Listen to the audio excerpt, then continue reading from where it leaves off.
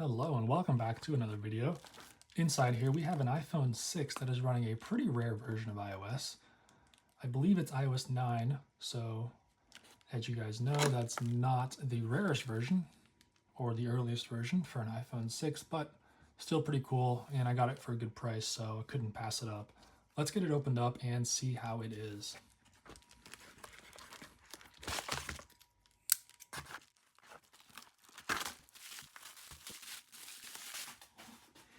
Okay, here we are. This thing looks like it is in really good condition.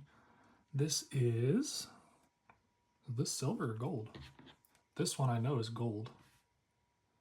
Okay, I think this is silver. They look very similar though.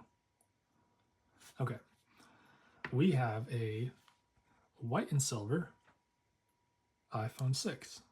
Let's see if it turns on. And it does.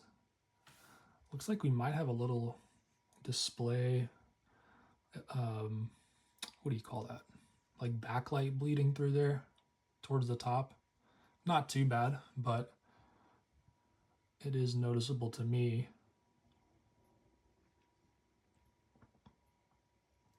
All right, here we go. We got slide to unlock, and we are met with the iOS 9 home screen wallpaper.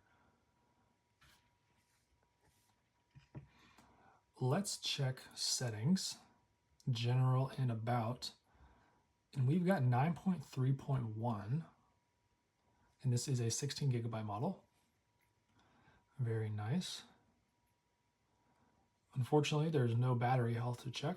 I don't remember when that was introduced, but not in iOS 9.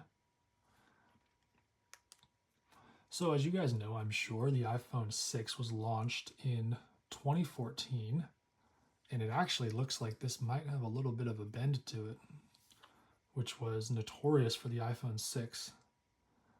The whole bend gate, as it was referred to, where the iPhones would quite literally bend in your pocket because the frame was not strong enough. They did fix that here in the iPhone 6s, but the iPhone 6 suffered that fate.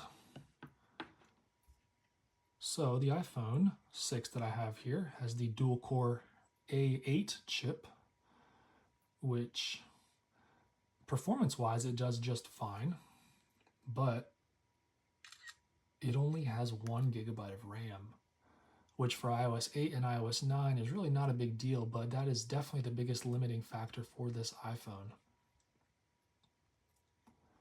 And it would only get updates up to iOS 12, whereas the 6S, with an almost identical chip but twice the RAM, got 3 more years of updates.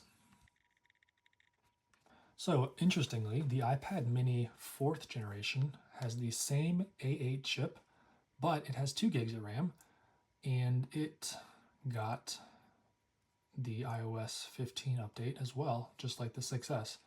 So that goes to show how important memory is for these devices, especially when you double it. So open up the App Store here. It loads very quickly. I gotta say, iOS 9 is very smooth on the iPhone 6 here. Everything seems to be working just as it should. And everything's loading really well.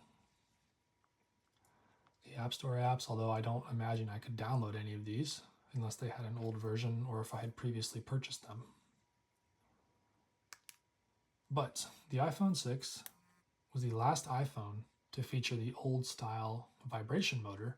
In the 6S, which I have right there, they upgraded it to the haptic feedback, which is much nicer and a lot quieter. The iPhone 6 also has the headphone jack, which was removed 2 years later with the iPhone 7. The iPhone 6 was the last iPhone to feature a 8 megapixel camera. That got upgraded to a 12 megapixel in the following year with the 6S. But the iPhone 6 was a really popular iPhone. It might be, someone can correct me if I'm wrong, the most sold iPhone ever. I remember almost everybody I knew had an iPhone 6 and held on to it for quite a while because it was a good phone. It was the first iPhone that Apple increased the screen size to keep up with their competition, and it was just a really solid device. And I think that prevented a lot of people from getting the 6S because, well, the iPhone 6, it looked the exact same and it was still a very capable device. Let's see if the Apple website will load, and yes, it will. We are met with the iPhone 15 as well as the new Apple Watches. So